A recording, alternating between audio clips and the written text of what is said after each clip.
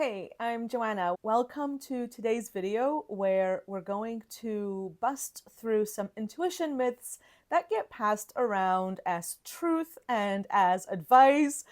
And I'm hearing them in various places, and I think they're kind of dangerous because they stop people from listening to their actual inner voice because, they just make people expect intuition to be a particular way. And I don't think it is this particular way. And it's actually quite a personal experience, the intuitive experience.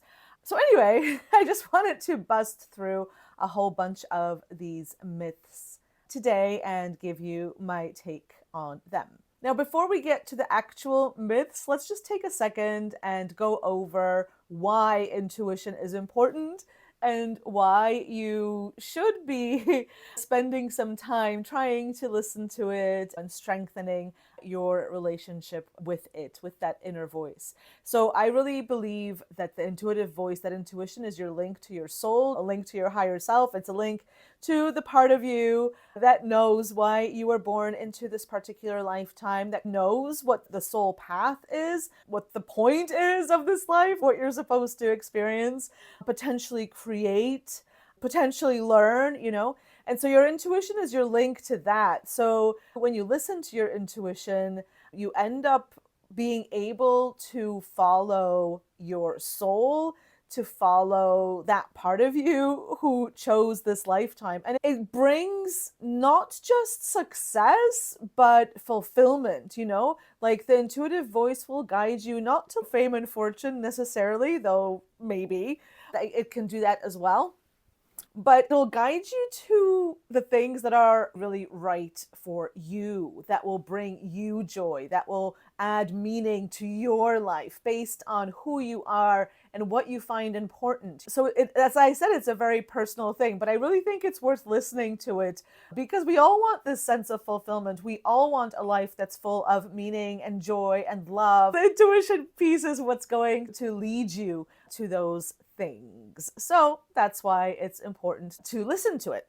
Okay, so let's get to the myths. I have 5 myths for you today, or for us today to talk through. And the first one is that intuition is always calm and gentle and soft. Like, I don't know if you noticed, but a lot of people who talk about intuition, their websites are all soft pinks and rose blushes, and anything intuitive is shown to be flowy and yoga-y and kind of airy-fairy, which makes us think that intuition is this soft voice, that it's going to magically whisper in your ear when it has something to say.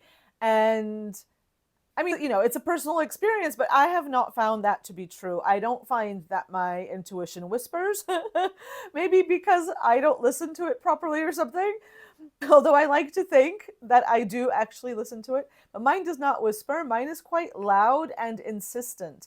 And because I am quite a logical person, perhaps I don't listen to my intuition immediately. And so perhaps it has to be a little bit more insistent so that I actually, I notice that there's a message coming that's being repeated and that I better pay attention. So mine tends to be quite insistent and quite loud. Like, I often experience it more like the pull of a magnet. So I feel like I'm being pulled in a particular direction. It does not feel soft. It feels insistent, as I said. So even this YouTube channel that I have committed to give my attention to and give my energy to, and to hopefully grow and to hopefully contribute videos that are interesting for you, this is my intuition. My intuition led me to this place when I started my business and when I started doing readings, tarot readings, when I started teaching classes on personal development. I didn't set out to have a YouTube channel or to be a YouTuber, but there's something that's pulling me towards this experience. And so I am letting it, I'm following it. Now, did I follow it immediately the second I had the idea? No, I've had this magnetic pull towards YouTube for maybe 2 or 3 years, and it's taken me this long to take it seriously enough to start showing up here more regularly. This is an example of the voice of intuition. So really, the point is, the idea is to learn what your intuition sounds like, what your intuition feels like, and how it feels maybe in different situations, and how it feels, when it's talking to you about something for the first time, when it's the first nudge, and how it feels when it's the 50th nudge and really it just wants to like hit you over the head with something. So it's not always quiet. It's not always this beautiful, magical whisper. And I encourage you to find out what yours feels like. Myth number 2 is if it's intuitive, then you won't feel fear or doubt.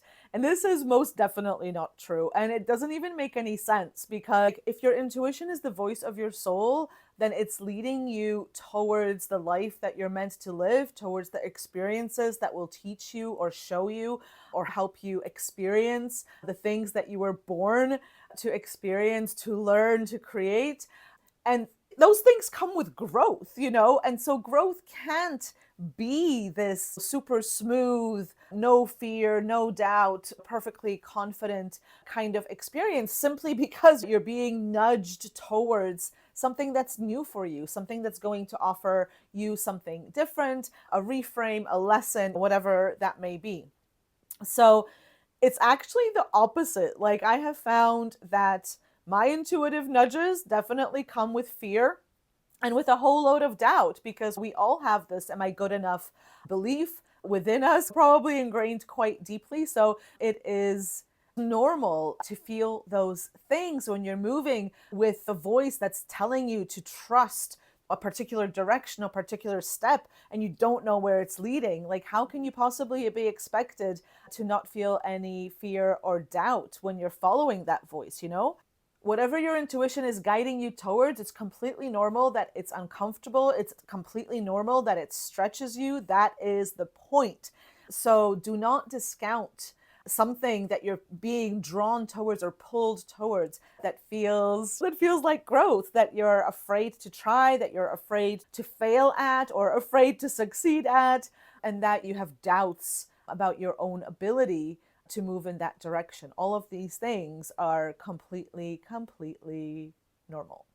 Myth number 3 is that you need to be calm and super clear energy-wise in order to receive intuitive guidance. And this is a funny one, because there's a little bit of truth to this, as in, your intuition can come in stronger and clearer if your energy is centered and not completely panicked or dispersed. So I wouldn't give myself a tarot reading or anything like that if I'm completely panicked about something. However, I do think that we expect ourselves to be so super calm before we allow to talk to our intuition or to try and get some answers. I think that's counterproductive, and I have experienced this as well. So I always thought as well that I needed to be super calm, in a super calm state, and as you can probably already tell, super calm is not my natural state. So I'm not often in a super calm state, And in fact, recently I was not in a super calm state about something that I'm very emotionally attached to. And I asked a friend to tap into her own guidance for me and kind of tell me what to do. Isn't that what we all want? And she couldn't. That the day that I needed the guidance, she couldn't do it. And I was forced to just do it myself. And I got fantastic guidance, fantastic insight, and I followed that and all worked out, which proved to me that I don't have to be this perfect version of myself before I get to benefit from my own intuitive wisdom. Again, your intuition is your link to your higher self, to your soul, and your soul is you. So these are just different parts of you trying to align. And with practice, you can absolutely learn to tune in to your intuitive voice, even when your energy isn't at its calmest. I guess what I'm trying to say is, don't wait for perfect circumstances before you work with your intuition, before you see if you can get a message, before you try to feel into what could be happening or what you should do next. And that makes sense too. Like, what's the point of an intuitive connection and intuition when you're calm and, and you're fine? Usually we want this guidance, we crave this guidance when we're in overwhelm, when we're really emotionally involved in something, where we're really attached to particular outcomes, but we really want something to happen, we really want to achieve a particular thing. So there's a lot of emotional stuff going on during the times that we most need our intuition. So it would be actually a really silly system if those times were when our intuition was unavailable to us.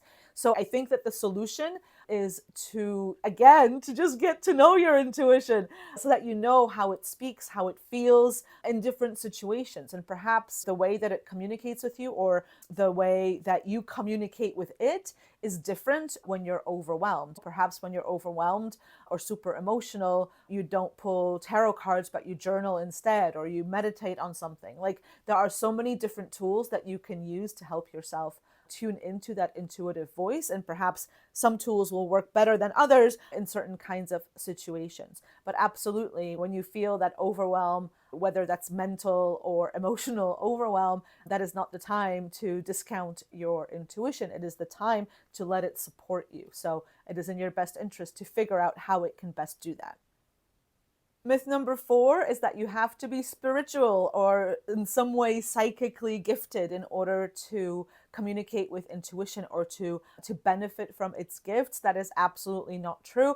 Part of my work is to talk to people about their intuition and how they follow their intuition. That goes for people that I talk to on my podcast, which I'm currently taking a break from, but I have talked to a lot of people on the Soul Smart podcast. And it goes for clients as well. I tend to attract a lot of people who are primarily logical and want to develop that intuitive muscle, because that's what I am. I'm primarily logical as well.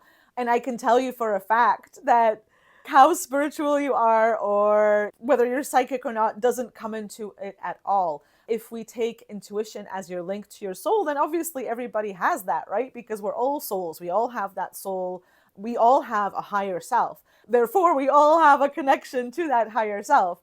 So you don't need to be anything other than who you already are to access intuition, to access that wisdom, and to communicate with that part of you. And this, this could extend to other rules that you have maybe picked up for intuition. Perhaps you've decided or you were told that in order to connect with intuition, you have to have tarot cards, or you have to have crystals, or you have to have, I don't know, like a candle of a particular color. None of these things are true. They could help you. So if you're drawn to them, then by all means use them, but they are not necessary. There are, again, so many different tools and so many different things you can use that you're bound to find something that'll work for you, that you already have in your house, or you don't even need anything.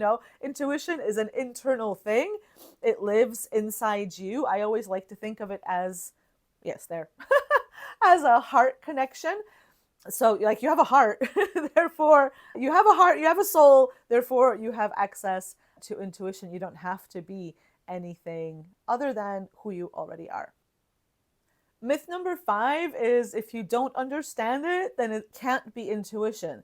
And that one doesn't really make sense to me either, because intuition is clearly not a logical thing. So expecting to be able to understand it, it just kind of makes my brain short circuit a little bit, Like, I understand the desire because I also want to understand everything and how it works. But I think in the case of intuition and any sort of spiritual connection, soul connection, I think we have to suspend disbelief and just try to trust the process. Intuition will often not make sense because, again, we're being led towards something where we will experience growth, where we will experience what the soul wanted to experience in this lifetime. And although I think that in retrospect, it'll always make sense, like linear sense, you'll see why certain things led to some other things. I think when you're in the middle of it, it's really difficult to understand logically why your intuition is leading you to a particular next step. So I would definitely encourage you to stop trying to to understand intuition in that logical way, and stop trying to explain things in that logical way, and to give yourself whatever you need to be able to go with the flow of intuition, and let yourself be guided, let yourself be led to the next thing, and just see what happens. I think the more we follow intuition, the more we allow ourselves to trust it. When you're just starting out and you're used to making decisions super logically and only following really logical steps, then it can be a little bit of a stretch to just trust the journey. But it does get easier. I've been doing it for a while now, and although I'm not always as quick as I would like to be to follow those intuitive nudges, I get there in the end, which is why I'm making this video, for example. Okay, that's it. Those are our 5 myths for today. Please let me know if any of them surprised you, if these were the myths you were expecting, if you've heard any others that you would like me to talk about. I would love to do that as well. Yeah, and I will see you in another video. Bye-bye.